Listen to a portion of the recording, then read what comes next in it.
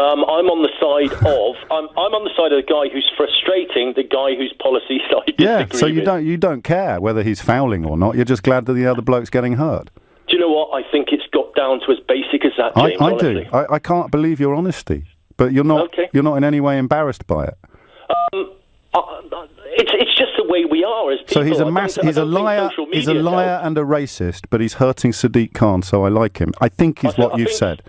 Sadiq Khan, contrary to what Donald Trump says, is big and bad enough to be able to take That's that not the point, though. I just want. What is up, everybody? Harry here, and this one's a classic James O'Brien LBC montage. 4 callers, 4 chances to explain why they love Donald Trump, and none of them can actually do it. One caller says, cards on the table. I love his work and can't name a single thing. Another falls apart trying to explain why he's on Trump's side over Sadiq Khan's, and eventually just admits he doesn't care if Trump's lying as long as the right person gets hurt. A third can't name the Congress members he's furious about.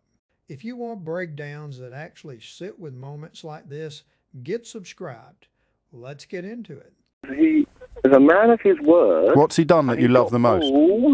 Pardon? What's he done that you love the most? You said, I'm loving his work. So what's the act of... Because he's a politician who tends to, unlike here, do what he says. Yeah, so what's he done? Well, what's the thing he's done? What's the act of work he's done? I'm not in tune with the American politics. Cards on the table, I love his work. Give me one example of the work that you love. Over to you, Alex. Balls of steel. Okay?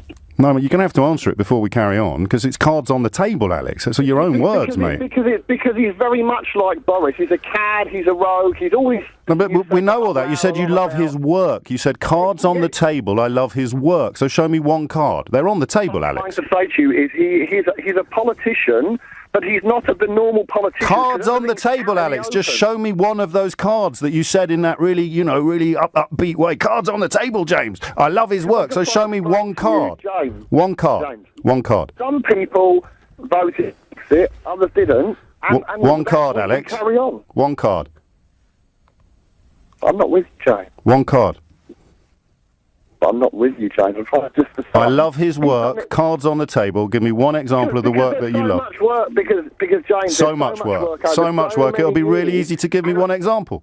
No. Everybody in London voted for him, remember? Nobody in London voted for Donald Trump. Give me one example of the work he's done that you love, Alex. People voted for Boris, remember? Cards on the table, Alex. Cards on the table, Alex. Show me a card. I'm just not that in tune with American politics to give you a definite answer, but I'm trying to say to you, Boris, so when you said cards on the table, what you meant was, I don't even know whether I'm playing Snap or poker. No, I'm trying to say to you, Boris, you have to embrace what he is, and people voted for him right or wrong. He is a bit of a clown. He's everything you said he is. And I think he orchestrated this leakage. I think a friend of that recorded that. It was all done on purpose and construed to make a lot of media interest and chaos talking about Boris. And remember, when he went on the Marr show talking about Nazanin Zaghari-Ratcliffe, he inadvertently spilled the beans of his MI6, MI5 briefings. No, he didn't know now. So, you see, not only have you made a complete cretin of yourself, you've also just libelled the Foreign Secretary. Why not? Everyone else does. No, mate. You see, cards on the table, Alex. You're a clown. On Trump, and I know you want to talk about, he's the only politician that actually does what he said when he did in his campaign. What's he done that he said he was going to do? Well, he said he was going to build a border. Has he built a wall? He hasn't built it yet. Right, so what's he done that he said he was going to do? He's bringing in protected things to protect the American steel industry. He's doing what? He's trying to bring in the tariffs. Yeah, you've seen that Harley Davidson is moving production out of America as a result of the tariff battle. Yes, I saw that in today's paper. Did he say that was going to happen in the election? No, he didn't. Right, so it's the wall that hasn't been built yet and the tariffs that are seeing American manufacturers move out of America. I'm not a fan of Trump. Don't get me wrong. Well, don't come on and tell me he's the only politician that delivers in his what he said he was going to deliver in his campaign. Did he say anything about becoming the world's child catcher in chief? Can you remember him saying that during the campaign?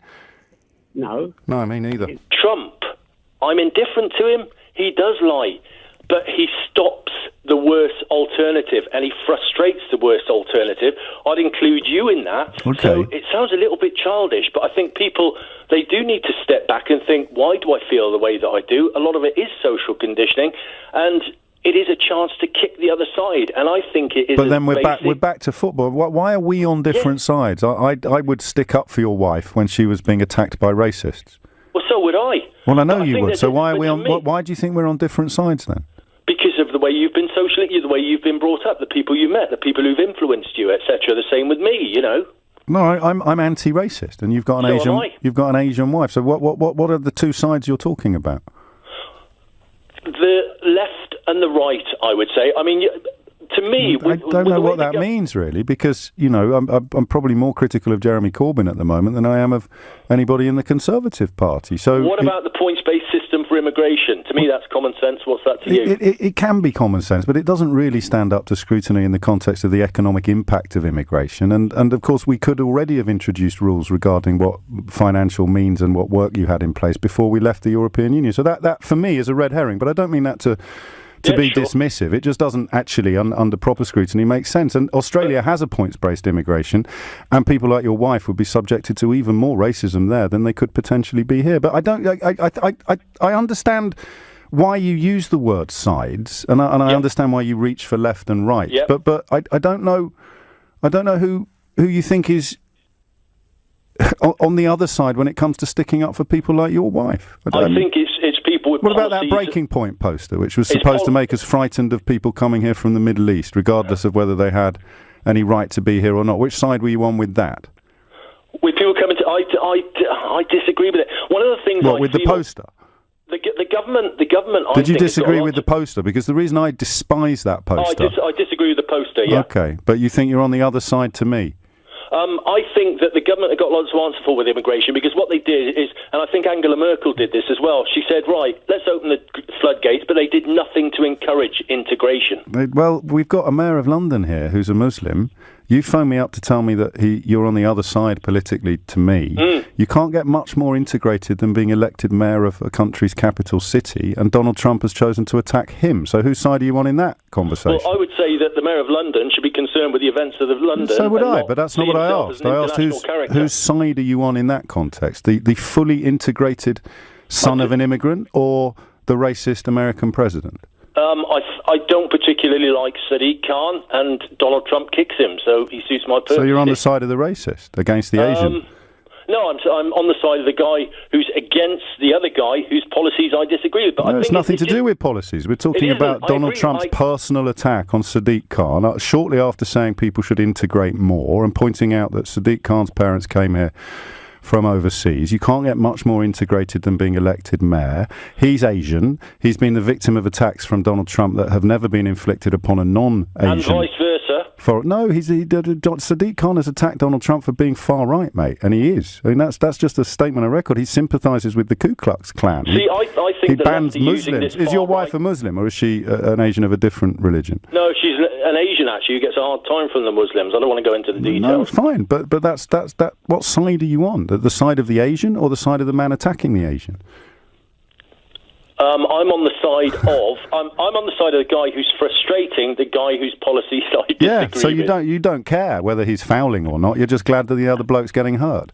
Do you know what? I think it's got down to as basic as that, James. I do. I can't believe your honesty, but you're not. Okay. You're not in any way embarrassed by it. It's just the way we are as people. So he's a liar. He's a liar and a racist, but he's hurting Sadiq Khan, so I like him. I think is what you've said. Sadiq Khan, contrary to what Donald Trump says, is big and bad enough to be able to take that. That's not the point, though. I just want to be clear that I've understood you correctly. Donald Trump is a liar, and he's a racist, and he stokes up the sort of feelings that could see your wife being victimised. But you're on his side because he's hurting Sadiq Khan, who you don't like for whatever reason. If Donald Trump frustrates what I believe to be the detriment of our society, yes. And the detriment of our society is people not integrating, which is why you don't like Sadiq Khan, who got himself elected mayor of our capital city. Sadiq Khan is Labour, and he doesn't understand basic economics. Looking at the performance of Labour governments over the years, it would be disastrous. You're jumping around again, aren't you? Not really. Well, you are, because we're talking about the words that you've said. Why do you like Donald Trump in the context of a battle with Sadiq? I didn't say I like Donald Trump. All right, but you talked about sides. Yeah, but you talked about sides. Yeah, I do. And I think that's what it's come down to. No, I think you're right. We can talk about policy. No, I think we can't talk about policies in a conversation about Donald Trump versus Sadiq Khan, because Donald Trump's impact upon, and also Sadiq Khan has incredibly limited powers over the economic scenarios in this city. But I'm agog with admiration for you. Well, admiration is not quite the right word. Gratitude, because you were the holy grail caller I was looking for, and your honesty is really, really refreshing. But it scares the hell. I don't think it's racist what he said to the four ladies in Congress there, in any way, shape or form.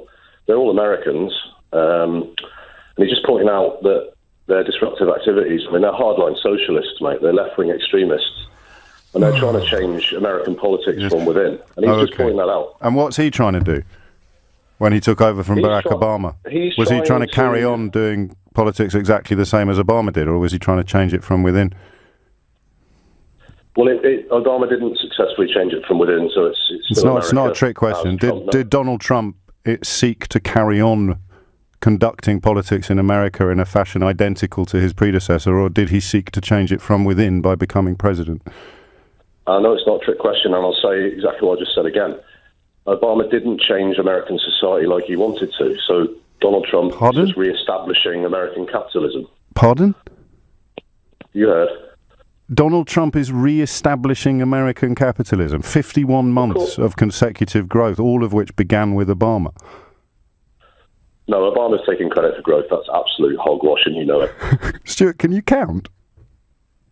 Mate, you are in sympathy with these ladies in Congress who are trying to transform the country Stuart, you're on the radio. Don't interrupt me, mate. Don't interrupt me. You are on the side of these women because you would favour socialist society, a left-wing society as well. Go on, mate. I'm not interrupting you. I'm waiting for you to say something sensible. No, you just can't come back with anything. Mate, you're in sympathy with these women, and Name them. Name them. Media. Name them. Well, AOC, for a start. What does that stand for? Alexandria Occasional Cortex. No. So you know all about their politics, you don't even know their names, and you're on national radio having your pants pulled down. Alexandria Ocasio-Cortez, Omar, Presley. Mate, you've got your phone out. You've got your phone out now. Yes, you come on national radio, claiming that you know everything about their policy. So, which policy do you think most demonstrates their socialist tendencies, Stuart? High taxes beyond all belief, and ploughing that money into public services. Mate, you can't have high taxes under socialism because everybody earns the same. So let's try again. Which policy do you think best espouses their socialist tendencies? No, everyone earns the same after the socialist template's successful, which means destroying the middle class. So they don't want socialism, then they want high taxes for high earners. Are you telling me those women don't want socialism in America? Stuart, I'm telling you, you don't even know their names. Stuart, you don't even know their names. Did you just say? Did you just say fifth column? I knew you'd ask me. Yes, but you looked it up on your phone. Stop interrupting. Yes, sorry, Stuart. Carry on. Right, I knew you'd ask me their names because you couldn't come back with anything. So I looked on the screen on my phone. Yes. Why didn't you know their names before you rang in? Because I just looked them up and researched them, mate, and I know exactly what. Why didn't you know their names before you rang in? If you know everything about their politics, why do you think? Theoretically, why do you think you might not know their names, but you know what they stand for politically? Mate, I got their names up on the webpage. That's not what I asked. That's not what I knew you were going to ask me their names because you couldn't come back with a valid argument. I already have. I've asked you to name one socialist policy that they support. High tax. That's not socialism. It is socialism. Okay, Stuart. What do you think socialism means? Socialism is an ideology. You subscribe to it. What does it mean? It's never been proved to work. What does it mean, Stuart? For the record, I'm not a socialist, but tell me. Look, mate, I'm in support of Donald Trump. Yeah, I know you are. Comments are, and you like the racism, but what do you think? What do you think socialism means? Look, you're not going to Wikipedia me out of this argument, mate. I don't need to. I know what it means. Tell me what you think it means. I didn't say the word. You did. What does it mean? It means collapse. And you know it.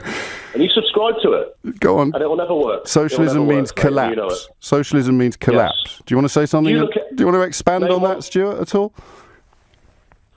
Well, the socialist policies, mate, have never been proved to work. So name a socialist policy, Stuart. We're back round the other side of the circle now. You can't define what it means, and you can't name a single socialist policy. What are you so angry about? Well, I'm trying to actually speak, mate. You just constantly interrupting me and getting me to name things, right? Yes, like a socialist policy or the meaning of socialism. So this is what happens, you see. I know. A left-wing media commentator will not let someone speak when their opinion is against theirs. What does socialism mean? You can't have an opinion about socialism if you don't know what it means. So what does it mean? To me, personally? No, you silly sausage. To everybody, not to you personally. Right. Socialism is an ideology. It's a political system, and it does not work. What does it mean? What does it mean? Look, James, I phoned in support of Donald Trump. I know. His comments aren't racist. Those women are... What does socialism mean? Stuart, what does socialism mean? So this is what happens, you see. You get someone into a dead end. Socialism, I don't know the Wikipedia... You know, you're trying to get me Wikipedia me to death here. No, just any meaning at all, Stuart. I didn't mention the word. It's 12 o'clock. I've been doing this topic for an hour. No one said socialism except you. What does it mean? No, everyone that's phoned in has more or less been in support of the fifth columners there in America. What does socialism mean, Stuart? Right, to all your listeners, okay, as they are listening and nodding their head, the ones that are supporting what I'm saying is, socialism is a template that the four ladies in Congress are trying to bring into America. It doesn't work. Stuart doesn't know what it means. Stuart hasn't got a clue what it... Stuart's on national radio condemning socialism and revealing he doesn't know what it means. Okay, it's high taxes, it's healthcare for all that doesn't work or bankrupt the country. It is attacking big business. It's an incestuous relationship between big business and government. Sweetheart. Listen, next time... Patronising, you see. Of course I'm patronising you. You're a clown. You're on national radio condemning socialism and you've been asked... You're a clown. No, you're a clown. No, you're a clown. And you're just as bad as those women in Congress. And you're just as... And my dad's bigger than your dad. Wait. Watch the cards on the table caller and notice exactly where the wheels come off. He opens with total confidence. I love his work, which sounds like someone about to make a specific case. Then O'Brien asks the simplest possible follow-up. Name one thing, and the caller pivots to a completely different point every single time. Boris Johnson's, London voters. I'm not that into American politics. 6 or 7 attempts, 0 examples. That gap between how confident someone sounds and how little they can actually back up is worth clocking, because it shows up constantly in political conversation. Conviction and evidence are not the same thing, and volume of certainty tells you nothing about the substance underneath it. The second caller is more interesting because he tries to build an actual argument. Trump does what he says he'll do, and then immediately supplies the evidence that undercuts it himself. The wall isn't built. The tariffs he cites as a win are, by his own admission, causing an American manufacturer to move production out of the country, which is close to the opposite of the stated goal. This is worth noting because it's not O'Brien's counter-argument. That dismantles the claim. The caller does it to himself once asked, to just list specifics instead of characterize the record. That's a useful test to apply to any political claim, including ones a viewer might personally hold. Can it survive being restated as a request for actual examples? The third caller is the one that lands hardest because he says something explicit rather than something he stumbles into, asked repeatedly whose side he's on. A British Asian mayor being personally attacked, or the man attacking him. He eventually says plainly that he's siding with whoever is frustrating the person he dislikes, regardless of whether the attacks are fair. When O'Brien puts it back to him directly, you don't care if he's lying. You're just glad the other person is getting hurt, the caller agrees without hesitation. That's a genuinely rare moment in political radio. Someone naming the actual mechanism, tribal loyalty overriding any concern for truth or fairness, out loud, on air, without apparent discomfort. The fourth caller is a smaller but familiar pattern, strong opinions about a policy position, in this case concerned about socialist politicians. that turn out to be paper thin once he's asked to name who he means, or what specifically he objects to. He can list a name once prompted, but struggles to explain the substance behind the label he's been using confidently for several minutes. None of this proves any political position, right or wrong, on the merits, Trump's tariff policy, immigration policy, or any individual politician's record. All deserve to be argued on the facts, not settled by whether a caller stumbles on live radio. What these calls actually demonstrate is something narrower and arguably more useful. How often strongly held political opinions turn out to be about identity and tribal loyalty rather than the specific claims people say they're defending. Once you ask a simple, unhostile follow-up question, that's not a partisan point. It's just as easy to imagine equivalent calls on the other side of any political divide falling apart under the same kind of plain, specific questioning. The format itself is worth crediting, too. O'Brien doesn't editorialize much or supply the punchline himself. He mostly repeats the caller's own words back to them and waits. Cards on the table gets handed back 4 times. One card becomes its own refrain. That restraint generates the moments people remember because the caller fills the silence, not the host. It's a reminder that the most revealing interview technique is sometimes just not letting a vague answer quietly pass as a specific one. If this kind of breakdown is useful to you, get subscribed, and I'll keep pulling these apart properly, one call at a time.